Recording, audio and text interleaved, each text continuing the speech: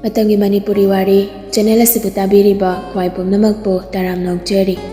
Ngasisu mahausango Nuja Thoibi Ningthouja suba tangkak amok puduna langjari. Mayam punna taminarasi. Punsiba line jado onsilanduna jaslawanga photo sutawrasi. Hayang toksibu tamja. Ngasidi kapubagi mitsupomi. Kharagi zarakpoduso kapadaloy kokri. Hera, adugibu makeup artist ama gauraga amjungha ki hallaga lori. Lajari kaina mamayda non thaki ahen badumagi karan da horakli. Itema ikai bana kanar ki hobana phani. Hayang photo da sakti jani ko akoi dai birisini. Tanja da thoinu da lain jo ki manak de jangsilak laga piri piri hairakli. Iche, ai di kana gale hauni. Ai gidi sulai jade, ai gidi imai pa, ichulina kana sulai ti. Ichi ne gitna pham bibiyo lai jada thoinu de consent biratuna thaina dangai gi kapino kapkan dangai pansi mahing manai yumdo dang se saru yauri ni ichi nang lohong khrade ai ri kana ga le hangde pansi bada phat khom lakli na je lohong bada nang se yaura asune kaisu kaidi as damcha karan ngang no ba thaino law kakawai manak de changose Thoinu gilang jumduda lai jana lenggol langa mayam lai ribadom duda changlakli. Kakasune baba thawa yum dhan bikran yum dale hawri bendom jaga inaw singado mi tharaga lo haluragi asidagi aigi mai pasakna aigi papa mama na thambiram bayum duda akoi pulap lai minarasi. Haujukti jagi dama akoi mayam lai rabasidi. Ijagi pamo khudingmag baba na loini agani. Baba aibu anawbu mapok biri. Baba Lairam Jabadi, Aigi Mama Papa Hati Mami Saxingse, Kamam da Basuyai. Madam Duda, Sarboyna kan mangam ki drabasune. Ngasi mi had basing nasibo, Bayam Mamangda, Dendi Pipa Pangbase, Asimuk Tamoy Ben Malay Tene Pagilanja. Tato, Yari Dokpiro, Ibe Malayja, Ngasi Gadim Dai Taruki, Nandom Jaga, no Pagado, Akoi Chatradi, Atong Maram Kangner, Adun Haurense, Piron Chaklan Silang Layram Lagi, Haying Lobulag Piroko. Hai kaka ina yum dai da biuro baba thawandi asigidi le hawrasano hoi dodi tajaw le bi haw ai thagragi kaka ai gi driver na thinanjagi kaka na chatning matam da ai le tabasu ka jaw gud haibiro ha hoi bu adudi ai me amarak tam jang nukigi baba thainu ga yum than biram ai sungang le rahala dong thainu baba sikuram Asidagi akhoi ningi baba sakna yumdu da lairagani akhoi bona kon biradoini thoino sa prap ka changselak laka thawan akhorami thawan sa thoino bu hogat biri tanja du da lembi ga rasi ga su line ji manak du da changselak li ani du bada line ji su mane mai ga dorin bi ani du ge makhong song na khuram lak li rasi ga lembi ga na line ji bu hogat bi akhoi sana ga nang ga di thabag yam toram ni jani ne ai dinoi ga plan se khangda bani da akhoi sana da angsauru sauri ni Rasigi waduda lai jado momon na mamja achumba khara tigat na bahna bada khara tawkre asing bo ora boining dana ne sanaga nanga kaina ra haina aidi pakhalura bani ne lembina mo laija imana nang ba han bo makeup tu da ima wei bam pam chakhibani aina tasunati nang baba na supam khibani adobo nang mirol ta na bimo oiram badoda ima aina nensi win hairam bani Adugi damag nang ima hoy bala na kan ganugo hayma ai kaisu khandi Renbirna yarada khara ngangna de noige photo shoot da akoi su khara napjage tawbani su ngangna ra galai noise yam talida kanan nangba aidi nang masa khangdena doctor oirina nang yam thak thupana dro luina rabani bani aidi nangi plan se khangjada ba nensi ai bine numit yung bin nupi du da luna tawrabai khallaba luhongla da boi khandana ne na sabto nung sidadana tumin layba ay haju fa photo se tawduba akoi herin nu pura kadabane jura semnaga khara hawga tawraga rese mana marakte phat haijalak bane lingjel na laija nataina nang manaraga akoi se phasana sukchat hanbane ba yai ko noi hai seni anjuna aida singba oiroi ningdana dhando yumda hala kapuini aduga matai manang manaraga nairaga lairamine Nai miyam ay balana lang nuka. ꯑꯩ ꯃꯇꯥꯡꯅ ꯌꯥꯗꯗꯅ ꯁꯪꯁꯥꯔ ꯑꯃꯗ ꯂꯩꯕ ꯁꯥꯎꯔꯦ ꯍꯧꯖꯤꯛꯇꯤ ꯅꯤꯇꯤ ꯅꯤꯌꯣꯝ ꯆꯨꯝꯅ ꯂꯩꯔꯗꯧꯅꯤ ꯑꯍꯦꯟꯕꯗ ꯌꯥꯔꯦꯁꯦ ꯅꯣꯏ ꯋꯥꯔꯤꯗꯣ ꯂꯣꯏꯕ ꯁꯨꯛꯅꯥꯏ ꯅꯥꯏꯔꯣꯏ ꯊꯣꯡꯂꯣꯝꯗ ꯈꯣꯡꯖꯥꯟꯕꯤꯔꯛꯎ ꯊꯣꯡ ꯂꯩꯐꯝ ꯇꯥꯛꯆꯔꯒꯦ ꯑꯁꯤ ꯍꯥꯏꯔꯒ ꯑꯍꯦꯟꯕꯅ ꯃꯀꯣꯛꯇꯨ ꯈꯤꯇꯪ ꯅꯣꯟꯊꯔꯛꯂꯒ ꯃꯈꯨꯠ ꯑꯅꯤꯗꯨ ꯇꯤꯡꯊꯣꯛꯂꯗꯨꯅ ꯊꯣꯛꯄꯤꯔꯣ ꯍꯥꯏꯕꯒꯨꯝ ꯏꯪꯒꯤꯠ ꯇꯧꯔꯛꯂꯤ ꯃꯌꯥꯝꯗꯨꯃꯁꯨ ꯃꯔꯤ ꯃꯔꯤ ꯊꯣꯛꯅꯈ꯭ꯔꯦ ꯇꯥꯂꯛꯇꯨꯗ ꯄꯨꯟꯁꯤꯕꯗꯣ ꯃꯦꯀꯞ ꯑꯥꯔꯇꯤꯁꯀ ꯅꯦꯛꯂꯗꯨꯅ ꯂꯥꯏꯟꯗꯨꯕꯨ ꯅꯤꯡꯊꯤꯅ ꯀꯦꯟꯕꯤꯔꯤ ꯄꯨꯟꯁꯤꯕꯗꯤ ꯗ꯭ꯔꯦꯁ ꯆꯦꯟꯖ ꯇꯧꯗ꯭ꯔꯤ ꯂꯥꯏꯟꯗꯒꯤꯗꯤ ꯄꯨꯟꯁꯤꯕꯅ ꯍꯥꯟꯅ ꯂꯥꯡꯂꯒ ꯊꯝꯂꯝꯅꯕ ꯑꯣꯏꯔ ꯃꯥꯜꯂꯦ ꯋꯥꯏꯠ ꯀꯂꯔ ꯒꯥꯎꯟꯗ ꯁꯦꯠꯂꯒ ꯐꯣꯇꯣ ꯑꯅꯤ ꯑꯍꯨꯝ ꯅꯝꯂꯕ ꯃꯇꯨꯡ ꯃꯤꯇꯩ ꯑꯩꯈꯣꯏꯒꯤ ꯗ꯭ꯔꯦꯁ ꯊꯝꯕꯥꯜ ꯂꯩꯈꯣꯛ ꯔꯥꯅꯤ ꯐꯤ ꯁꯦꯠ ꯏꯟꯗꯨꯅ ꯐꯣꯇꯣꯁꯨꯠ ꯀꯟꯅ ꯇꯧꯔꯤ ꯄꯨꯟꯁꯤꯕꯗꯤ ꯃꯨꯛꯇꯣꯏꯕ ꯂꯣꯏꯔꯤ ꯂꯥꯏꯖꯒꯤ ꯃꯈꯨꯠꯇꯨ ꯄꯥꯏꯗ꯭ꯔꯗꯤ ꯐꯣꯇꯣ ꯀꯥꯞꯄ ꯌꯥꯗꯕꯁꯤ ꯃꯉꯥꯏꯔꯤ ꯐꯣꯇꯣ ꯈꯨꯗꯤꯡ ꯂꯥꯏꯖꯒꯤ ꯃꯈꯨꯠꯇꯨ ꯁꯨꯛꯊꯥ ꯊꯥꯗꯣꯛꯇꯦ ꯑꯅꯤꯗꯨꯅ ꯄꯣꯁ ꯇꯧꯔꯤꯉꯩ ꯑꯍꯦꯟꯕꯗꯨ ꯀꯥꯔꯟ ꯉꯥꯡꯂꯛꯂꯤ ꯗꯆꯧꯕ ꯏꯇꯩꯃꯒꯤ ꯈꯨꯠꯇꯣ ꯑꯝꯇ ꯊꯥꯗꯣꯛꯄꯤꯌꯨ ꯈꯨꯠ ꯁꯝꯅꯗꯕ ꯐꯣꯇꯣ ꯑꯝꯇꯗꯤ ꯌꯥꯎꯍꯟꯁꯤ ꯀꯩꯗꯧꯔꯒꯦ ꯊꯑꯣꯏꯅ ꯄꯥꯏ ꯀꯩꯝ ꯄꯥꯏꯅꯤ ꯅꯪ ꯀꯔꯤ ꯈꯪꯗꯅ ꯇꯨꯃꯤꯟ ꯂꯩꯌꯨ ꯇꯥꯏꯪꯗꯦ ꯐꯣꯇꯣꯒ꯭ꯔꯥꯐꯔ ꯑꯅꯤꯗꯨ ꯄꯨꯟꯁꯤꯕꯒꯤ ꯋꯥꯇꯥꯗꯨꯗ ꯅꯣꯛꯐꯦꯠ ꯅꯣꯛꯐꯦꯠꯀ ꯇꯧꯔꯤ ꯑꯅꯤꯗꯨꯒꯤ ꯃꯑꯣꯡꯗꯣ ꯌꯦꯡꯂꯤꯕ ꯃꯔꯤꯗꯨꯁꯨ ꯀꯥꯔꯟ ꯉꯥꯡꯅꯔꯤ ꯔꯟꯕꯤꯔꯅ ꯅꯨꯡꯁꯦ ꯀꯝꯗꯧꯁꯤꯒꯦ ꯀꯩ ꯃꯇꯥꯡꯅꯣ ꯍꯥꯏꯁꯦ ꯑꯟꯖꯨꯒꯤ ꯋꯥꯗꯨꯗ ꯂꯤꯡꯖꯦꯜꯅ ꯑꯩꯈꯣꯏ ꯃꯤꯁ ꯑꯣꯏꯕꯤꯔꯤꯗꯣ ꯃꯦꯗꯥꯝ ꯅꯤꯡꯊꯣꯜ ꯐꯪꯕꯩ ꯋꯥꯔꯤꯅꯤꯗ ꯇꯥꯅꯤꯡꯗꯦꯀꯣ ꯊꯥ ꯑꯃꯅꯤꯇ ꯉꯥꯏꯔꯤ ꯑꯣꯖꯥ ꯑꯣꯏꯕꯁꯦ ꯆꯍꯤ 5 ꯂꯩꯈꯤꯗꯣꯏꯅꯤ ꯆꯍꯤ 5 ꯑꯟꯖꯨ ꯅꯪꯁꯨ ꯑꯗꯨꯗꯤ ꯍꯦꯟꯃꯟꯈ꯭ꯔꯦꯗ ꯂꯩꯁꯦꯝꯕꯒꯤ ꯋꯥꯗꯨꯗ ꯑꯟꯖꯨꯅ ꯑꯩꯈꯣꯏ ꯑꯦꯁꯄꯤꯗꯤ ꯀꯩꯗꯧꯕꯤꯔꯤꯒꯦ ꯍꯧꯖꯤꯛ ꯐꯥꯎꯕ ꯂꯩꯁꯦꯝꯕꯅ ꯑꯩꯈꯣꯏꯕꯨꯗꯤ ꯀꯨꯏꯔꯔꯣꯏꯅꯤ ꯉꯁꯤ ꯄꯨꯁꯤꯜꯂꯁꯤꯔꯥꯅ ꯈꯜꯂꯤꯅꯤ ꯑꯩꯈꯣꯏꯗꯤ ꯏꯌꯥꯗ ꯌꯥꯖꯔꯦ ꯂꯩꯁꯦꯝꯕꯒꯤ ꯋꯥꯗꯨ ꯇꯥꯕꯗ ꯔꯟꯕꯤꯔꯗꯨ ꯂꯩꯕ ꯌꯥꯔꯛꯇ꯭ꯔ ꯃꯥꯜꯂꯤ ꯚꯥꯏ ꯑꯩ ꯃꯦꯝ ꯃꯅꯥꯛꯇ ꯆꯠꯂꯨꯁꯤꯂꯥ ꯀꯩꯒꯤꯅꯣ ꯂꯥꯛꯇ ꯂꯥꯎ ꯌꯥꯝ ꯂꯨꯔꯕꯅꯤ ꯀꯟꯗꯤꯁꯟꯁꯦ ꯔꯟꯕꯤꯔꯒꯤ ꯋꯥꯗꯨꯗ ꯂꯩꯁꯦꯝꯕꯗꯣ ꯉꯛꯅ ꯔꯟꯕꯤꯔꯒꯤ ꯇꯨꯡ ꯏꯟꯅꯔꯛꯂꯤ ꯑꯅꯤꯗꯨ ꯑꯍꯦꯟꯕꯒꯤ ꯃꯅꯥꯛꯇ ꯆꯪꯁꯤꯜꯂꯛꯂꯤ ꯔꯟꯕꯤꯔꯅ ꯍꯦꯟꯕ ꯋꯥ ꯑꯝꯇ ꯈꯟꯅꯁꯤ ꯀꯩꯅꯣ ꯇꯥ ꯔꯟꯕꯤꯔ ꯅꯣꯏꯗ ꯆꯧꯍꯣꯏꯗꯤ ꯂꯨꯍꯣꯡꯈꯤꯗꯧꯔꯤ ꯑꯩꯈꯣꯏ ꯑꯍꯨꯝꯗꯤ ꯀꯝꯗꯧꯁꯤꯒꯦ ꯑꯩꯗꯤ ꯅꯨꯄꯤ ꯐꯪꯗ꯭ꯔꯦ ꯗꯥ ꯔꯟꯕꯤꯔ ꯑꯟꯖꯨꯁꯤ ꯆꯦꯟꯁꯤꯜꯂꯨ ꯀꯩꯅꯣ ꯂꯩꯁꯦꯝꯕꯅ ꯅꯣꯏ ꯑꯅꯤꯗꯒꯤꯗꯤ ꯑꯩꯅ ꯍꯥꯟꯒꯅꯤ ꯅꯨꯄꯤ ꯆꯦꯟꯕꯗꯤ ꯔꯟꯕꯤꯔꯅ ꯍꯥꯟꯕ ꯌꯥꯔꯣꯏ ꯑꯩꯅ ꯀꯣꯏꯅꯕ ꯍꯥꯟꯕꯅꯤ ꯑꯩ ꯍꯥꯟ ꯆꯦꯟꯒꯦ ꯚꯥꯏ ꯅꯪ ꯉꯝꯂꯗꯤ ꯉꯁꯤ ꯆꯦꯜꯂꯨꯅꯦ ꯑꯁ ꯅꯣꯏꯅ ꯅꯨꯄꯤ ꯆꯦꯟꯕ ꯍꯥꯜꯂꯁꯨꯅꯦ ꯂꯨꯍꯣꯡꯕꯗ ꯑꯩꯅ ꯍꯥꯟꯅꯤ ꯑꯍꯦꯟꯕꯒꯤ ꯋꯥꯗꯨꯗ ꯑꯩꯒꯤ ꯂꯨꯍꯣꯡꯕ ꯂꯣꯏꯕꯒ ꯑꯩꯈꯣꯏ ꯉꯥꯡꯅ ꯄ꯭ꯔꯦꯒꯅꯦꯟ ꯍꯦꯛ ꯑꯣꯏꯕꯒꯅꯦ ꯑꯐꯪꯕ ꯅꯨꯄꯤ ꯑꯃ ꯍꯦꯛꯇ ꯐꯥꯒꯗꯧꯔꯤꯕꯅꯤ ꯄꯨꯟꯁꯤꯕꯅ ꯑꯍꯨꯝꯗꯨꯒꯤ ꯇꯨꯡꯗ ꯂꯦꯞꯂꯒ ꯍꯥꯏꯔꯛꯄꯅꯤ ꯅꯨꯄꯥ ꯑꯍꯨꯝꯗꯨꯃꯁꯨ ꯄꯨꯟꯁꯤꯕꯗ ꯌꯦꯡꯂꯒ ꯐꯛ ꯐꯛ ꯅꯣꯛꯂꯤ ꯑꯁꯣꯝꯅ ꯐꯣꯇꯣꯁꯨꯠꯇꯨ ꯂꯣꯏꯁꯤꯟꯈ꯭ꯔꯦ ꯄꯨꯟꯁꯤꯕꯅ ꯂꯥꯡꯖꯨꯕꯨ ꯌꯨꯝꯗ ꯊꯤꯟꯕꯤꯔꯛꯂꯤ ꯒꯥꯔꯤ ꯃꯈꯣꯜꯗꯨ ꯇꯥꯕꯗ ꯁꯦꯀ꯭ꯌꯨꯔꯤꯇꯤ ꯅꯨꯄꯥꯗꯨꯁꯨ ꯒꯦꯠꯇꯨ ꯍꯥꯡꯗꯣꯔꯛꯂꯤ ꯄꯨꯟꯁꯤꯕꯗꯨ ꯒꯥꯔꯤꯗꯒꯤ ꯀꯨꯝꯊꯔꯛꯂꯒ ꯁꯦꯀ꯭ꯌꯨꯔꯤꯇꯤ ꯅꯨꯄꯥꯗꯨꯒꯤ ꯃꯅꯥꯛꯇ ꯆꯪꯁꯤꯜꯂꯗꯨꯅ ꯀꯀꯥꯁꯨ ꯐꯤꯔꯣꯜ ꯂꯣꯏꯁꯤꯜꯂꯒ ꯌꯨꯝꯗ ꯍꯟꯕꯤꯈꯤꯕ ꯌꯥꯔꯅꯤ ꯍꯌꯦꯡꯗꯒꯤ ꯁꯦꯀ꯭ꯌꯨꯔꯤꯇꯤ ꯑꯅꯧꯕ ꯑꯃ ꯂꯥꯛꯑꯅꯤ ꯁꯦꯀ꯭ꯌꯨꯔꯤꯇꯤ ꯅꯨꯄꯥꯗꯨꯅ ꯑꯩꯉꯣꯟꯗ ꯆꯠꯂꯣ ꯍꯥꯏꯅ ꯇꯥꯜꯂꯤꯕ ꯅꯪꯕꯨ ꯌꯨꯝꯁꯤꯒꯤ ꯀꯅꯥꯅꯣ ꯅꯪꯉꯣꯟꯗ ꯆꯠꯈ꯭ꯔꯣꯅ ꯇꯥꯜꯂꯤꯕ ꯅꯨꯄꯥꯁꯦ ꯌꯨꯝꯁꯤꯒꯤ ꯑꯁꯦꯡꯕ ꯃꯄꯨꯅꯤ ꯂꯥꯏꯖꯅ ꯄꯨꯟꯁꯤꯕꯒꯤ ꯇꯨꯡꯗꯒꯤ ꯍꯥꯏꯔꯛꯄꯅꯤ ꯁꯦꯀ꯭ꯌꯨꯔꯤꯇꯤ ꯅꯨꯄꯥꯗꯣ ꯉꯛꯅꯤꯡꯂꯛꯂꯦ ꯅꯪ ꯁꯝꯅ ꯄꯥꯏꯔꯒ ꯏꯟꯗ꯭ꯔꯤꯉꯩꯗ ꯌꯥꯝ ꯊꯨꯅ ꯃꯐꯝꯁꯦ ꯊꯥꯗꯣꯛꯄꯗ ꯆꯠꯈ꯭ꯔꯣ ꯆꯠꯂꯣ ꯃꯣꯏꯒ ꯁꯝꯅꯔꯝꯕ ꯑꯝꯇ ꯌꯨꯝꯁꯤꯗ ꯂꯩꯕ ꯌꯥꯔꯣꯏ ꯁꯦꯀ꯭ꯌꯨꯔꯤꯇꯤ ꯅꯨꯄꯥꯗꯨꯅ ꯀꯤꯔꯨꯞ ꯀꯤꯔꯨꯞ ꯌꯦꯡꯂꯒ ꯔꯨꯝꯗ ꯆꯪꯂꯗꯨꯅ ꯐꯤꯔꯣꯜꯁꯤꯡꯗꯨ ꯂꯣꯏꯁꯤꯜꯂꯒ ꯒꯦꯠꯇꯨ ꯀꯥꯟꯊꯣꯛꯂꯒ ꯆꯠꯈ꯭ꯔꯦ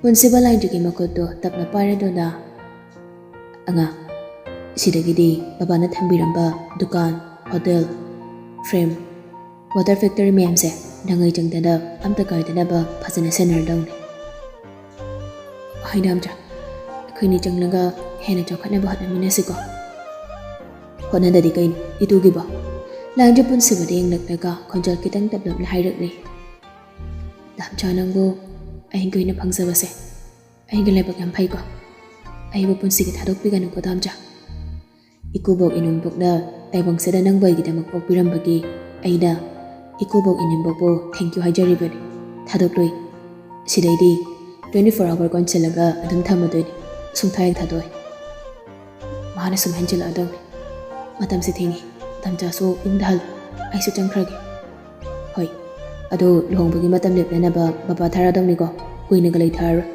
ꯁꯠꯍꯧꯅꯗꯧꯅꯤ ꯀꯀꯥ ꯁꯨꯅꯤꯜꯒꯤ ꯃꯆꯥꯅꯨꯄꯥꯗꯨꯁꯨ ꯂꯥꯛꯀꯅꯤ ꯍꯥꯏ ꯏꯟꯗꯣꯝꯆꯥꯁꯨ ꯂꯥꯛꯀꯅꯤ ꯂꯨꯍꯣꯡꯕꯒ ꯉꯥꯏꯈꯣꯗ ꯗꯥꯝꯆꯥ ꯃꯇꯝ ꯈꯔ ꯃꯣꯏ ꯃꯌꯥꯝꯒ ꯍꯔꯥꯎ ꯍꯔꯥꯎ ꯂꯩꯃꯤꯟꯅꯈꯤꯒꯦ ꯂꯩꯕ ꯌꯥꯔꯣꯏ ꯋꯥ ꯃꯈꯥ ꯌꯥꯝ ꯇꯥꯅꯤꯡꯗꯦ ꯆꯪꯉꯣꯁꯦ ꯑꯌꯨꯝ ꯌꯧꯕꯒ ꯁꯦꯀ꯭ꯌꯨꯔꯤꯇꯤ ꯑꯃ ꯊꯥꯔꯒꯦ ꯍꯣꯏ ꯗꯥꯝꯆꯥ ꯑꯗꯣ ꯍꯌꯦꯡ ꯅꯨꯡꯊꯤꯜꯅꯦ mi hapa chakadabado ngana losilam Larjado nagmidokmi punsi badeng namlaga changsankre punsi ba sumayum ta halakni mathangi numit ni ayuk nganna sunalgi imong manung mi tharaga lawhalluri thawanda nupi thidri sunalgi numpi Ningthouja madi machanupa chahi 10 suraba sayonbaga laijogi yumdu thunglari imong dupamlang langi mayam ikoi na wari sanari laija sayonbagi manakta changsaladuna phammi abunga kaiming kauge Sayonba lainjida munneng laduna Sayonba kawiji class kaya kaino 5 ka doni ji Oh kasidagi di chichi hoida nungai na layer doi ado ji ko bu yade ji jobi kaw gadawa ado gane tu sida phamni sena jimcha kaw gadaba gyan taradra Sayonba manga ka dunam laduna darni ji jobi thoino su Sayonba de nung sineng laduna machi gi Sayonba Kaya hagi jamja Thoino jangsilak laga sayonbagi khajai duda nungsina chukladuna Aingini haibada taibangsida kana laitraba ponsise Kasidi ichigi minungsi thauzaldagi ichi inaw Imam baba bajo loina suna laiminaba phangjabase ayam harawi Laija thoinogi makokta nungsina nan thambiraduna Apangbe kayu kapino Haujiti kapkadam nati nokadabani Nangai gawa basaruk loisan krabani Haujiti anawa mapoksida nungai phana baba kaka indomcha akhoi nigi upa sayon baka nungai na layer doini Laija thawal Ningthouja sunal ga don saladuna aine yumsida laibina bahajabada baba kaka indomcha nai mayam na haraw haraw birakpase nachagi thamoise asaki matik nungai je Ningthouja lainje da nungsine yengladuna Laija Indomcha nachagi damak yomsida lingdana laibiyoga akhoiba thadokduna chatpikino laigani karigi chasangba thadokduna chatkadawribana nakhoi ani bo hek uba matamda aige chaningol ani lairi khanjaribani ichasangba chekna nakon gadoini mayam hauja kapai matam nadre chakchana ba tawrase thoinu na hairakpani asumna mayam haraw haraw chakchaminari nungthaldo punsibaga lainjagana leksembana haiba mafamduda lagre Mafamdo yauri eksemba sa yumda taki thorakli Yumda mi lainadaba mali punsiba laija eksemba ka puna chang minarakli Eksemba na kando hangduklaga makhoi hamdo changlakli Ritu, Nancy, Tharo Moi ubada khangprekang Ritu do mathwai kanchana ba kapsinarakli Laija Imagi bema Indom chane yamlankre Ichade minung si chawbini Miyoi baki minung si ingpido dam Nachegai kaki thawai da kan biune ase araga Ritu do lainjuki manang tamna jenselakpani adobo lainjuki manak yaudringai punsibana phatphatlaga maga belto lauthoklaga Ritu da kan bahaurakli Ritu phobado obada Tharo da sukjelaga phamladuna leikri yansiru yengba ngamdramale phok haugalanga Ritu gi mamangdo da japleplaga makolonarandona masano thakthak nikladuna hairakli Patsiba akhoi bom da kan biu akhoi yam lankre Imada pubino Dama fuba lairine Aiga ngangbu nangna o naibiba Sasana fuba dawna pukibagi lamande Ngasidi khutpeda tangbu fuba dari Asi haraga punsibana Nancybu mamay mamit kangdana beltuna kalli Mama machado Jainado kangpa ngamdraduna Laimayda tharo oldaga kangli Laijari tawri mamadawdo Yengba ngamde mamito ishalagale Punsiba sumakhutpena kallaga Laijagi manangtuda jangsilaklaga Anga Kaigina mit ushalade mitbang Nangbu chahiyani kaada thonglon sindona thamlaga minung salaitana otkibagi laman khonmula chalo asiganu pise nakhutpena puro chalo Laija sumakha chiktuna punsibada ke belto lauraga sukchilaga lairiba Tharo da beltona masing khangdana kalli makhutpena kallaga Tharo gi maida matinsu sichilli khangbra noisu khangbra noina ngasi khangchina khang aina chahiyani Nakoina tignase namit ko ting piba ay kam warangani khangno noiso noina lali na chamara khai jaraso laiji kina kongsidan tabi ga dabalaiti noi ba kapi ga dabalaiti asingara ka laiji do punsiba ki manak ta changlakni leksembana adudi thabak horsira laija langpen dodi makata na fubagi ayabado ina piri yari da leksemba athangi step to pakat bahurase Okay, Kana lay, ay na ba po puro? Police constable ama, makut na madana umoro keji mari muki yauba polythene nama pairanga, makut na madana kabarji khara pairanga janglakli. Aduga makhada thamli. Kabarji aduna morok to yamsilaga mai tharaga thongsama panalo silaga thamam. Fataba boidi minung silaitan hat kadang. Ponsiba, laja, thosila. Asana mari mari thoraklaga yumdudagi kitang thoraklaga get mayada ahamda lepi. Ngagtang naibaga nupi ahamdagi langobagi khonjalna yumda pumnan nilli. Asida sidadi kamdang ni Ponsiba. Numit tarani mo kem to pizza bitham. Aduda sidragana chakta pujan hamchilaga yamna na hat kadang ni. Lang jata mangam jaduna tapcha. Ponsiba sa lang jana kaurakpagi artha khangladuna hey tumile langat moina tawbagi akoina tawrini. Lang jatu tumina laikre Ponsiba na bai atay tudi. Amiti jail yaukre ahum dudi mayamgi apambagi madogina hayang farsi tawraga harpada warip nakre. Sabas aduni dana hayang laoido naijanangde. Mayamgi apambado aigi sa apambadi. Adu bai di bangamle ay larage da laisemba. Laisemba nga Wari sanaranga anido yumda halakpagi lambidani. Lain jade dumina mamaido non taranga wakal nungay tanalay. Ponsiba de lain jade muning naga lain jage makoto tamna pairakli. Lain jaso taru pangli bamit anido darja kaptaga Ponsiba de lagli. Anga sidagidi ay ginang taling danalayasiko. Ay bumuwahalan ko. Ay tapchagi manang taling danalayagi. Ay napangtukadaba tawdang lord. Tapchabu thadok tuna chatlaroi sidagidi tapchabu wahalaroi. Hori namidang babatharag yam kuna lay tharagumsi. Layrabada namitarani dangdagi hena tunthaba yadoi. Atudi hinmandro. Awan potso amta langdrosiba. Awan potki wabo kashu khalud. Upu magane tangay tumnaba kang tholamuga puro la atay diyari. Ponsibagi wanda tabada chongado nokminang mitawrakli. Laja sami yauri haibagum Ponsibada mamito kaplaga ingit tawrakli. Ponsibadi thawa sabi banate hena dum karan nganglakli. Atuga nga ay de hojiktagi hayawursin kang tholani purok bariko. Monso mo kakpurok kadawni. Asung nung sinalawriba itubo kidobagi mon tungan khangdoy. Mayamna tawngarasu khwarakpam Ponsibadi yado. Mona amada khoini pulap khangminaraga tumgadab waloi. Handagdi Thomas yangna phak nonglakli. Lain jase kai khangdagi control hauna. As tapcha. Haune. Lain jase makha tarudre. Ponsiba sunak fetawraga gari gi situda nga tharanga honda nungaina laikre.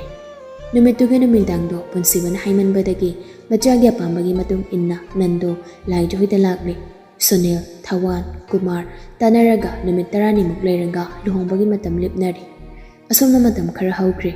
Memtoiga Sunilga kochen chentuna laijigi awanpot langbire.